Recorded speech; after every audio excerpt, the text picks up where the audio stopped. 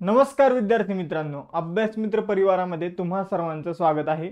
मित्रांनो, आज आपण 1 ऑगस्टचा करंट अफेअर्सचा अभ्यास करणार आहोत, ज्यामध्ये 15 क्वेश्चन, त्यांचं एक्सप्लेनेशन, नंतर एक टेस्टचा क्वेश्चन असेल आणि नंतर आपण थोडे एक्स्ट्रा इन्फॉर्मेशन घेणार आहोत की अलीकडे काही पुरस्कार देण्यात आले ते कोणाला मिळाले कोणाला नाही, त्याबाबत थोडीशी एक्स्ट्रा इन्फॉर्मेशन जाणून घेऊ, जी परीक्षेच्या दृष्टीने अत्यंत उपयुक्त इन्फॉर्मेशन असणार आहे. लेक्चर सुरू करण्यापूर्वी आजपासून आपण एक नवीन बॅचचे लेक्चर सुरू करत आहोत, ती म्हणजे कंबाईन प्रतिज्ञा बॅच, ज्या बॅचची फी अवघी 500 रुपये. आणि त्याचबरोबर 2025 मध्ये जे राज्यसेवेचा अटेम्प्ट देणारे मुलं आहे तर त्यांचे सुद्धा लेक्चर आजपासूनच सुरू होत आहे. तर राज्यसेवेच्या फाउंडेशन बॅचचे लेक्चर आजपासून सुरू होत आहे संध्याकाळी 7 वाजता. आपण यूट्यूबवर पहिले लेक्चर ठेवलेले, म्हणजे तुम्हाला कळावं की कसं शिकवलं जातं कसं नाही. तर पहिले लेक्चर फाउंडेशन बॅचचं 7 वाजता असेल यूट्यूबवर, आणि सकाळी 8:30 वाजता प्रतिज्ञा बॅचचं लाईव्ह लेक्चर असेल यूट्यूबवर. तर तुम्ही ते लेक्चर बघा, त्यानंतर क्वालिटी बघा आणि मग ऍडमिशन घेऊ शकता. ठीक आहे. तर बघा, या बॅचमध्ये पहिले 300 विद्यार्थ्यांसाठी फी फक्त 499 रुपये आहे. त्याचबरोबर राज्यसेवेची रेकॉर्डेड बॅच आहे आपल्याकडं. त्याचबरोबर पॉलिटीच्या आणि चालू घडामोडीच्या आपल्याकडं नोट्स आहेत. चालू घडामोडीचं इयर बुक आहे आपलं स्वतःचं. त्याचबरोबर पॉलिटीच्या नोट्स आहेत. या नोट्सची सॅम्पल कॉपी आम्ही दिलेली आहे. आज तुम्हाला या नोट्स जे आहे ते उपलब्ध होऊन जाईल. फक्त 99 रुपये याची प्राइस आहे. यानंतर पुढे जाऊया, एमपीएससी राज्यसेवा 2025 साठी फाउंडेशन बॅच आहे. तर याच बॅचचे लेक्चर आज सुरू होणार आहे. त्याचबरोबर एनसीईआरटीची मराठी माध्यमातून रेकॉर्डेड बॅच आपल्याकडे आहे. या सगळ्या बॅचेस अभ्यास मित्र ऍप्लिकेशनवर तुम्हाला बघायला मिळतील. तसंच टेलिग्राम चॅनल, इन्स्टाचं पेज जॉईन करून ठेवा. त्यावर महत्त्वाचा अभ्यास विषयक माहिती जी आहे ती आम्ही कंटिन्यू शेअर करत असतो. तर थांबूया आता इथं, म्हणजे जे काही प्रमोशन आहे ते इथं थांबूया आणि आपलं जे लेक्चर आहे ते इथं सुरू करूया. 1 ऑगस्ट 2024 करंट अफेअर्स आता आपण इथं अभ्यासणार आहोत. त्यामधील पहिला क्वेश्चन आहे मित्रांनो, जुलै 2024 मध्ये तिसऱ्यांदा कोण व्हेनेझुएला या देशाचं राष्ट्राध्यक्ष बनलेला आहे. तर बघा मित्रांनो, तिसऱ्यांदा व्हेनेझुएला या देशाचे राष्ट्राध्यक्ष बनलेले निकोलस मादुरो. तर व्हेनेझुएला हा जो देश आहे, तर हा देश महागाईमुळे खूप प्रसिद्ध झाला होता. हा अमेरिका खंडामध्ये एक देश आपल्याला बघायला मिळतो, व्हेनेझुएला. तर निकोलस मादुरो हे जे आहे तर व्हेनेझुएलाचे तिसऱ्यांदा राष्ट्राध्यक्ष जे आहे ते बनलेले आहे. त्यानंतर पुढे जाऊया, व्हेनेझुएलाची राजधानी लक्षात ठेवा, करायकस ही व्हेनेझुएलाची राजधानी आहे. त्यानंतर व्हेनेझुएलाचे चलन आहे व्हेनेझुएलन बोलिव्हिर, तर हे तिथलं चलन आहे. यानंतर पुढे जाऊया, दुसरा क्वेश्चन, जुलै 2024 मध्ये तेलंगणाचे नवीन राज्यपाल कोणाला बनवण्यात आलेला आहे. तर आपण महाराष्ट्राचे राज्यपाल बघितलं, गुजरातचे राज्यपाल बघितले, आता आजच्या लेक्चरमध्ये आपण तेलंगणाचे राज्यपाल बघत आहोत. तर अलीकडे बरेचशा नवीन राज्यांचे राज्यपाल जे ते बदलण्यात आले आणि नवीन राज्यपालांची अपॉइंटमेंट झालेली आहे. मग आता तेलंगणाचे नवीन राज्यपाल कोण बनलेले आहे, तर जिष्णू देव वर्मा. ठीक आहे, जिष्णू देव वर्मा हे तेलंगणाचे नवीन राज्यपाल बनलेले आहे. यानंतर पुढे जाऊया, तिसरा क्वेश्चन, पॅरिस ऑलिम्पिक 2024 मध्ये कोणत्या भारतीयाने 10 मीटर एअर पिस्तूल मिश्र सांघिक गटात दक्षिण कोरियाला पराभूत करून कांस्य पदक जिंकलेले. तर बघा मित्रांनो, 10 मीटर रायफल या प्रकारामध्ये एक सांघिक कामगिरीमध्ये 2 व्यक्तींनी पदक जिंकलेले, सरबजोत सिंह आणि मनू भाकर. तर मनू भाकर यांनी या पहिलेही एक कांस्य पदक जिंकलं होतं. आता सांघिक कामगिरीमध्ये यांना कांस्य पदक मिळालेलं आहे. आता मनू भाकर या पहिल्या भारतीय महिला बनलेल्या आहे ज्यांनी एकाच ऑलिम्पिक मध्ये 2 मेडल जे आहेत जिंकलेले. तर हा मुद्दा लक्षात ठेवा, एकाच ऑलिम्पिक मध्ये 2 मेडल जिंकलेल्या मनू भाकर या पहिल्या भारतीय महिला बनलेल्या आहे ज्यांनी एकाच ऑलिम्पिक मध्ये 2 मेडल जिंकलेले. जसं की पी.व्ही. सिंधू यांनी 2 मेडल जिंकलेले पण ते वेगवेगळ्या ऑलिम्पिक मध्ये जिंकलेले. ठीक आहे, कुस्तीमध्ये काही जणांनी 2 मेडल जिंकलेले पण ते वेगवेगळ्या ऑलिम्पिक मध्ये. तर पहिल्या भारतीय व्यक्ती बनलेले की एकाच ऑलिम्पिक मध्ये 2 मेडल जिंकलेले भारतीय महिला म्हणा किंवा एकूण खेळाडूत म्हणा, मनू भाकर हे नाव तुम्हाला लक्षात ठेवायचं आहे, कारण 100% यावर आता भविष्यातल्या एक्झामवर आपल्याला यावर प्रश्न विचारला जाणार आहे. यानंतर पुढे जाऊया, मनू भाकर सोबत सांघिक कामगिरीमध्ये सरबजोत सिंह यांनी पदक जिंकलं, म्हणून आपलं उत्तर असणार आहे ए आणि बी दोन्ही. ठीक आहे, प्रकार लक्षात ठेवा, 10 मीटर एअर पिस्तूल या प्रकारामध्ये त्यांनी हे पदक आपल्या नावावर केलं. त्यांनी कोणाला हरवलं, तर दक्षिण कोरियाला हरवलेलं आहे. यानंतर चौथा क्वेश्चन, सुहेल एजाज खान यांची कोणत्या देशात भारताचे राजदूत म्हणून नियुक्ती करण्यात आली. तर बघा मित्रांनो, सुहेल एजाज खान जे आहे ते ऑलरेडी सौदी अरेबियामध्ये भारताचे राजदूत आहे सौदी अरेबियामध्ये, आणि आता त्यांना एक्स्ट्रा कार्यभार दिलेला आहे यमनचा. तर यमन आणि सौदीचे सध्या भारताचे राजदूत कोण आहे, तर सुहेल एजेस खान. ठीक आहे, भारताने त्यांची सौदी अरेबियामध्ये यमनमध्ये भारताचे राजदूत म्हणून नियुक्ती केलेली आहे. तर सुहेल एजेस खान जे ते 1997च्या बॅचचे परराष्ट्र सेवेतील अधिकारी आहेत. यानंतर यमन विषय जाणून घेऊया. यमनची राजधानी जी ती सना आहे. आशिया खंडामध्ये यमन येतो. यमनी रियाल जो आहे तर ते तिथलं चलन आहे आणि पंतप्रधान आहे अहमद अवद बिन मुबारक. यानंतर पुढे जाऊया. 5वा क्वेश्चन बघा, यावर आपल्याला प्रश्न परीक्षेमध्ये विचारला जाऊ शकतो. 2025चा जो काही T20 एशिया कप आहे तर तो कोणता देश आयोजित करेल. तर बघा मित्रांनो, एशिया कप जो असतो ना तो वेगवेगळ्या फॉर्मॅटमध्ये 2 फॉर्मॅटमध्ये आयोजित केला जातो. एक असतो T20 फॉर्मॅट आणि दुसरा असतो ODI फॉर्मॅट. आता एशिया कप कसा म्हणजे कोणत्या फॉर्मॅटमध्ये आयोजित केला जाईल हे डिपेंड असतं वर्ल्ड कपवर. फॉर एक्झाम्पल आता बघा T20 वर्ल्ड कप आता 2024 मध्ये झाला. यानंतरचा T20 वर्ल्ड कप कधी होणार आहे 2026 मध्ये. मग 2026च्या अगोदर ठीक आहे हा T20 वर्ल्ड कप कधी होणार आहे 2026 मध्ये. मग आता 2026च्या अगोदर जो एशिया कप असेल तो T20 फॉर्मॅटमध्ये असेल. कोणत्या फॉर्मॅटमध्ये असेल T20. आणि यानंतर जर बघितलं तर 2027 मध्ये काय होणार आहे 2027 मध्ये जर आपण बघितलं तर वन डेचा वर्ल्ड कप होणार आहे ODI वर्ल्ड कप. मग त्या अगोदर जो एशिया कप असेल तर तो ODI फॉर्मॅटमध्ये असेल. ठीक आहे, तर पुढच्या 2 वर्षासाठी जो काही एशिया कप होणार आहे तर त्याचे आयोजक देश जे ते जाहीर झालेले आहे. मग 2025 मध्ये एशिया कपचं आयोजन करेल भारत आणि 2027 मध्ये एशिया कपचं आयोजन करेल बांगलादेश. तर हे लक्षात ठेवा. त्याचबरोबर चॅम्पियन्स ट्रॉफी कोणत्या देशात होणार आहे तर पाकिस्तानमध्ये होणार आहे आणि भारताने तिथं जाण्यास नकार दिलेला आहे. तर महत्त्वाचे मुद्दे मी तुम्हाला सांगितले. त्यानंतर बघा केंद्रीय अर्थसंकल्प 2024-25 मध्ये परकीय विकास सहाय्याची सर्वाधिक रक्कम कोणत्या देशाला देण्यात आली. तर बघा मित्रांनो, आपण जेव्हा अर्थसंकल्प मांडतो तेव्हा आपण काय करतो काही स्पेसिफिक रक्कम जी आहे. आता अर्थसंकल्पामध्ये उत्पन्न आणि खर्च दोन्हीची आकडेवारी असते. मग आपण खर्चामध्ये काय करतो तर काही मदत जी आहे ती जाहीर करतो. ठीक आहे, आपल्या शेजारचे आपल्यासाठी महत्त्वाचे जे देश आहे त्यांना आपण काही रक्कम जी आहे ती जाहीर करतो. मग आता आपण टोटल रक्कम जी आहे या अर्थसंकल्पामध्ये 22,000 कोटी जाहीर केलेली की 22,000 कोटी एवढे पैसे जे ते आपण मदत म्हणून वेगवेगळ्या देशांना देणार आहे.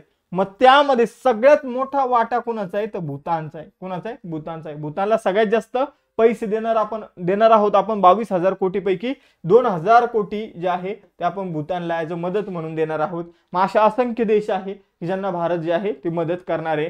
त्यामध्ये अफगाणिस्तान पण येतो. अफगाणिस्तानला भारत 200 कोटी रुपयाची मदत करणार आहे. मालदीव येतो. मालदीवला भारत 400 कोटी रुपयांची मदत करणार आहे. तर सगळ्यात मोठा वाटा 22,000 कोटीमध्ये जर कोणाला मिळाला असेल तर तो भूतान आहे. एवढं लक्षात ठेवायचं. एक्झॅक्ट आकडा 2,068 कोटी एवढं भूतानला मिळालेले. मालदीवला 400 कोटी, अफगाणिस्तानला 200 कोटी. यानंतर पुढे जाऊया. 7वा क्वेश्चन, जुलै 2024 मध्ये भारतातील पहिल्या भूमिगत संग्रहालयाचे उद्घाटन कोठे झालं आहे. तर भारतातील पहिल्या भूमिगत संग्रहालयाचं उद्घाटन जे आहे, आता बघा आपल्या इथं एक राजा होता हुमायून. ठीक आहे, तर हुमायूंशी संबंधित ज्या काही गोष्टी सध्या उपलब्ध आहे तर त्याशी संबंधित एक भूमिगत संग्रहालय नवी दिल्ली या ठिकाणी सुरू झालेलं आहे. तर नवी दिल्ली या ठिकाणी याचं उद्घाटन कोणी केले या भूमिगत संग्रहालयाचं तर गजेंद्र सिंह शेखावत. हे जे संग्रहालय आहे ते एका विशिष्ट थीमवर आधारित आहे. त्याला बाओली थीम म्हटलं जातं. तर बाओली थीम काय आहे तर जुन्या जमान्यात पाणी साचवण्यासाठी काय करायचे तर अशा प्रकारचं एक स्ट्रक्चर निर्माण करायचे. जसं की तुम्ही राणी की बाव बघितलं असेल नोटीवर. ती काय असते एक विहीरच असते पण पायऱ्यासारखी एकदम खोल विहीर असते. तर अशा प्रकारचं संग्रहालयच बनवण्यात आलेले ज्याचं स्ट्रक्चर जे आहे ते विहिरीप्रमाणे असणार आहे आणि आतमध्ये जमिनीच्या आतमध्ये गेल्यानंतर आपल्याला ते संग्रहालय बघायला मिळेल. त्यामध्ये वेगवेगळ्या गोष्टी ज्या आहेत त्या बघायला मिळतील. हुमायूंशी संबंधित गोष्टी ज्या आहेत तर त्या आपल्याला या भारतातील पहिल्या भूमिगत संग्रहालयामध्ये बघायला मिळणार आहे. त्यानंतर आसाम रायफलचे नवे महासंचालक कोण बनले आहे. तर बघा मित्रांनो, आपल्या सैन्य दलामध्ये एक तुकडी आहे आसाम रायफल. त्याचे नवीन जे काही महासंचालक आहे तर ते विकास लखेडा किंवा तुम्ही लाखेरा या दोन्ही नावांनी सुद्धा म्हणू शकता. लखेरा किंवा लखेडा. तर विकास लखेडा जे आहे ते आसाम रायफलचे नवीन महासंचालक बनलेले आहे. त्यांनी कोणाची जागा घेतली तर त्यांनी PC नायर यांची जागा घेतलेली आहे. आसाम रायफलची स्थापना 1835 साली करण्यात आली होती. आसामचं मुख्यालय कुठं आहे तर शिलाँग मेघालय येथे आहे. ठीक आहे, तर आसाम रायफलचं मुख्यालय कुठे आहे तर शिलाँग मेघालय येथे आहे. ठीक आहे, हे लक्षात ठेवा. यानंतर पुढे जाऊया. व्ही व्यंकय्या एपिग्राफी पुरस्कार 2024 मध्ये कोणाला देण्यात आला. आता एपिग्राफी पुरस्कार काय आहे तर मित्रांनो, जे काही शिलालेख असतात तर शिलालेखाचं वाचनाबद्दल जो एक्सपर्ट व्यक्ती असतो, शिलालेखाच्या वाचनाबद्दल त्याशी संबंधित अभ्यास करणारा जो व्यक्ती असतो, त्याला हा व्ही व्यंकय्या एपिग्राफी पुरस्कार देण्यात येतो. 2024 मध्ये हा पुरस्कार व्ही वेदाचलम यांना मिळालेला आहे. तर व्ही व्यंकय्या, व्ही वेदाचलम अशा प्रकारे तुम्ही लक्षात ठेवू शकता. यानंतर पुढे जाऊया. बघा, व्ही वेदाचलम यांनी एपिग्राफीवर, अंकशास्त्रावर, मंदिर कला, धर्म आणि समाज या विषयावर 25हून जास्त पुस्तकं जी आहे ती लिहिलेली आहे. त्यानंतर मोस्ट इम्पॉर्टंट क्वेश्चन बघा, ब्रेकिंग रॉक्स अँड बॅरियर्स या पुस्तकाचं लेखन कोणी केलेले तर ब्रेकिंग रॉक्स अँड बॅरियर्स या पुस्तकाचं लेखन केलेले सुदीप्ता गुप्ता यांनी. तर बघा मित्रांनो, या एक एक्सप्लोरर आहे, म्हणजे वेगवेगळ्या ठिकाणी फिरतात, जसं की अंटार्क्टिक झालं, आर्टिक झालं, त्यानंतर माउंट एव्हरेस्ट झालं, अशा दुर्गम ठिकाणी फिरणाऱ्या या व्यक्ती आहे. आणि त्या सुदीप्ता गुप्ता, आणि त्यांचं हे पुस्तक आहे ब्रेकिंग रॉक्स अँड बॅरियर. आणि त्यांनी जे काही दुर्गम ठिकाणं फिरलेले आहे तर त्याचे एक्सपिरियन्स जे आहे ते त्यांनी या पुस्तकामध्ये लिहिलेले आहे. त्यानंतर सुदीप्ता गुप्ता यांच्याबद्दल एक माहिती लक्षात ठेवा, अंटार्क्टिकामध्ये पाऊल ठेवणाऱ्या त्या पहिल्या महिला आहेत. यानंतर पुढे जाऊया. त्यांना या अगोदर 1991 मध्ये शांती स्वरूप भटनागर पुरस्कारानं सुद्धा सन्मानित करण्यात आलेलं आहे. यानंतर 11वा क्वेश्चन आहे, गोयम विनामूल्य वीज एवजन योजना कोणी सुरू केली. तर बघा मित्रांनो, ही तुम्हाला थोडी कोंकणी भाषा दिसत असेल, तर गोवा सरकारने काय केलेलं आहे तर गोयम विनामूल्य वीज एवजन योजना सुरू केलेली आहे. तर ही योजना काय आहे तर या योजनेच्या माध्यमातून आता बघा, प्रधानमंत्री सूर्यघर योजना अलीकडे एक सुरू झाली होती, ज्यामध्ये आपण जर बघितलं तर प्रत्येक घरामध्ये वीज पोहोचवायची आणि लोकांना स्वतःच्या घरावर सोलार पॅनल बसवायला मदत करायची. तर ती जी योजना आहे तर त्या योजनेअंतर्गत गोवा सरकारने एक योजना सुरू केलेली आहे, गोयम विनामूल्य वीज एवजन योजना. या योजनेअंतर्गत लोकांना 300 युनिट वीज मोफत दिली जाणार आहे. प्लस गोव्याचे जे काही प्रॉपरचे लोक आहेत त्यांना त्यांच्या घरावर सोलार पॅनल बसवण्यासाठी आर्थिक सहाय्य जे आहे तर ते सरकारमार्फत केले जाणार आहे. तर अशा प्रकारची ही एक योजना आहे. बघा, प्रधानमंत्री सूर्यघर मोफत वीज योजनेशी हा उपक्रम जो आहे तो जोडण्यात आलेला आहे. यानंतर पुढे जाऊया. बघा, गोव्याची जी स्थापना आहे तर ती 30 मे 1987 साली करण्यात आली ॲज राज्य म्हणून. त्यानंतर पणजी जी आहे ती गोव्याची राजधानी, प्रमोद सावंत मुख्यमंत्री आणि PS श्रीधरन पिल्लई हे गोव्याचे राज्यपाल आहे. त्यानंतर 12वा क्वेश्चन आहे, भारतीय नौदलाच्या कोणत्या जहाजाने रशियन नौदलाच्या 328व्या वर्धापन दिनानिमित्त मुख्य नौदल परेडमध्ये भाग घेतला. तर बघा मित्रांनो, अलीकडे रशियन नौदलाने त्यांचा 328वा स्थापना दिवस जो आहे तो साजरा केला आणि त्यामध्ये भारताचं एक जहाज गेलं होतं त्या परेडमध्ये. ते जहाज होतं INS तबर. तर INS तबर या जहाजाने रशियन नौदलाच्या 328व्या वर्धापन दिनानिमित्त जी काही परेड आयोजित करण्यात आली होती त्यामध्ये भाग घेतला. मग आता या परेडमध्ये INS तबर सोबत व्हाईस ऍडमिरल तरुण सोबती हे सुद्धा गेले होते. तर एवढं लक्षात ठेवायचं. यानंतर पुढे जाऊया. रशियाविषयी, तर रशियाची राजधानी मॉस्को, रशियाचं चलन आहे रुबल, रशियन रुबल आपण त्याला म्हणतो. अध्यक्ष आहे व्लादिमीर पुतिन म्हणजे राष्ट्रपती आणि पंतप्रधान आहे मिखाईल मिशुस्टिन. तर एवढी इन्फॉर्मेशन लक्षात ठेवा. त्याचबरोबर रशियाचं जे काही युद्ध चालू आहे ते कोणत्या देशासोबत चालू आहे, युक्रेन सोबत चालू आहे. मग आजचा तुमचा क्वेश्चन हा आहे की युक्रेन मधून भारतीय नागरिकांना परत आणण्यासाठी भारत सरकारने कोणतं ऑपरेशन सुरू केलं हे तुम्हाला कमेंट बॉक्समध्ये सांगायचं आहे. त्यानंतर 13वा क्वेश्चन, गेल्या 5 वर्षात भारतात किती वाघांचा मृत्यू झाला. तर गेल्या 5 वर्षामध्ये भारतामध्ये 668 वाघांचा मृत्यू झालेला आहे. आता कालच्या लेक्चरमध्ये मी सांगितलं होतं की महाराष्ट्रात सह्याद्री जो काही व्याघ्र प्रकल्प आहे त्यामध्ये एकही वाघ उपलब्ध नाही. तर 2022ची जी काही आकडेवारी हिंदुस्तान टाइम्स मध्ये प्रकाशित करण्यात आली, जी काही ऑफिशियल आकडेवारी भारत सरकारने प्रकाशित केली, त्याच्या आधारावर मी ती माहिती दिलेली आहे. एक कमेंट होती की सर माझं घर शेजारीचे सह्याद्री व्याघ्र प्रकल्पाच्या आणि मला दररोज तिथं वाघ दिसतो. पण विषय असा आहे की आपण ऑफिशियल आकडेवारीनुसार जायचंय, कारण परीक्षेमध्ये आपण जर समजा तुम्ही जरी एखादा वाघ बघितला असेल तिथं, पण परीक्षेमध्ये 2022चा जो काही डेटा आपल्याकडे आलेला आहे त्यावर प्रश्न विचारला जाईल आणि मग तिथं तुमचं उत्तर जर तुम्ही डेटानुसार नाही दिलं तर तुमचं उत्तर चुकूही शकतं. तर त्यामुळं जो काही ऑफिशियल डेटा आहे, जो काही सरकारचा डेटा असतो त्या डेटानुसार तुम्हाला काय करायचं जायचं आहे. असं होऊन जाईल की 2022चं जे सर्वेक्षण आहे तर ते 2023 मध्ये प्रकाशित करण्यात आलं, ते आपल्याला करंट अफेअर्स मध्ये विचारलं जाईल. मग 2022 नंतर कदाचित त्या ठिकाणी वाघ आणले असतील तर ते असंही होऊ शकतं. ठीक आहे, यानंतर पुढे जाऊया. बघा मित्रांनो, आपल्याकडे 2019 मध्ये 96 वाघांचा, 2020 मध्ये 106, 2021 मध्ये 127, 2022 मध्ये 121, 2023 मध्ये 178 वाघांचा मृत्यू झाला. तर अशा प्रकारे मागच्या 5 वर्षात 628 वाघ जे आहे तर त्यांचा मृत्यू झालेला आहे. प्रोजेक्ट टायगर कधी सुरू करण्यात आला होता तर 1 एप्रिल 1973 साली प्रोजेक्ट टायगर सुरू करण्यात आला होता.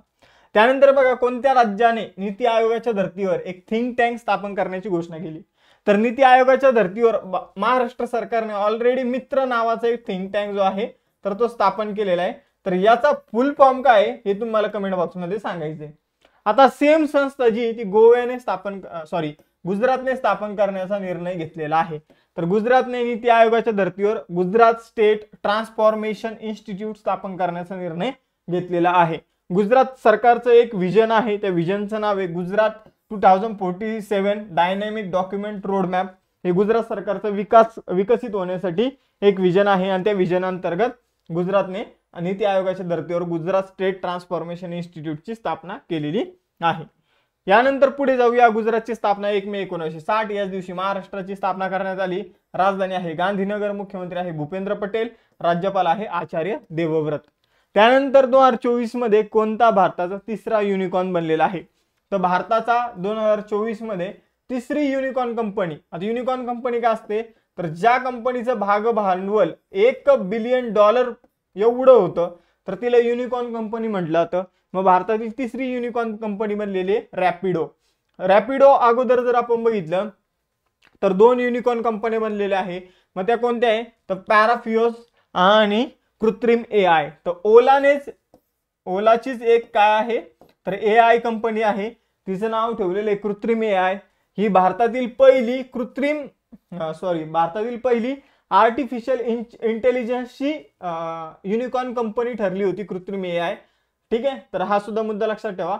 जर तुम्हाला प्रश्न आला की भारतातील पहिली आर्टिफिशियल इंटेलिजन्सवर आधारित युनिकॉर्न कंपनी कोणती आहे तर तुमचं उत्तर असलं पाहिजे कृत्रिम AI. ठीक आहे, तर आता कृत्रिम AI, पॅराफिओस, त्याचबरोबर तिसरा जो काही युनिकॉर्न कंपनी बनलेली भारतातील ती म्हणजे रॅपिडो. तर एवढी इन्फॉर्मेशन आपल्याला लक्षात ठेवायची आहे. यानंतर आता काही महत्त्वाचे पुरस्कार बघूया. 2024 मध्ये देण्यात आलेले पेन पिंटर पुरस्कार जो आहे तो अरुंधती रॉय यांना मिळाला. त्यानंतर डॉक्टर C नारायण रेड्डी राष्ट्रीय साहित्य पुरस्कार शिवशंकर यांना मिळाला. त्यानंतर 18वा व्ही शांताराम जीवन गौरव पुरस्कार सुब्बिया नलमुथू यांना मिळाला. एबेल पारितोषिक मिशेल टॅलग्रँड यांना मिळाला. त्यानंतर भूतानचा सर्वोच्च नागरी पुरस्कार order of the Druk Gyalpo Narendra Modi यांना मिळाला. त्यानंतर आंतरराष्ट्रीय बुकर पुरस्कार कायरोस या पुस्तकासाठी जेनी एरपेनबेक यांना मिळाला. ग्लोबल एक्सलन्स अवॉर्ड जो आहे तो चंद्रकांत सतीजा यांना मिळाला. PSU समर्पण पुरस्कार हेमंत खत्री यांना मिळाला. Global pride of the Sindhi पुरस्कार पवन सिंधी यांना मिळाला आणि गोल्डमॅन पर्यावरण पुरस्कार आलोक शुक्ला यांना मिळाला.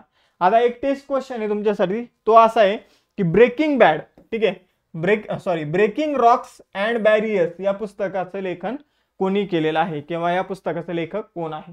आणि त्याचबरोबर लेक्चरमध्ये वेगवेगळे जे काही तुम्हाला क्वेश्चन विचारलेले ते सुद्धा तुम्हाला कमेंट बॉक्समध्ये त्याची उत्तरं द्यायची आहे. ठीक आहे, थांबूया आपण इथं, भेटूया नेक्स्ट लेक्चरमध्ये. चलो बाय बाय एव्हरीवन. आज 2 बॅचचे लाईव्ह लेक्चर सुरू होत आहे, त्यासाठी ऍप डाउनलोड करा. ठीक आहे, आणि त्यामध्ये तुम्हाला युट्यूबवर आज तर लेक्चर बघायलाच मिळतील. लेक्चर नक्की बघा. अभ्यास मित्राचा क्वालिटी कंटेंट आहे, कमी प्राइस आहे, affordable price and quality education हेच आपलं मोटो आहे. तर तुम्ही त्या मोटोनुसार आम्ही तुम्हाला गोष्टी प्रोव्हाइड करतो, त्याचा लवकरात लवकर लाभ घ्या. थांबूया इथं, भेटूया नेक्स्ट सेशनमध्ये. चलो बाय बाय.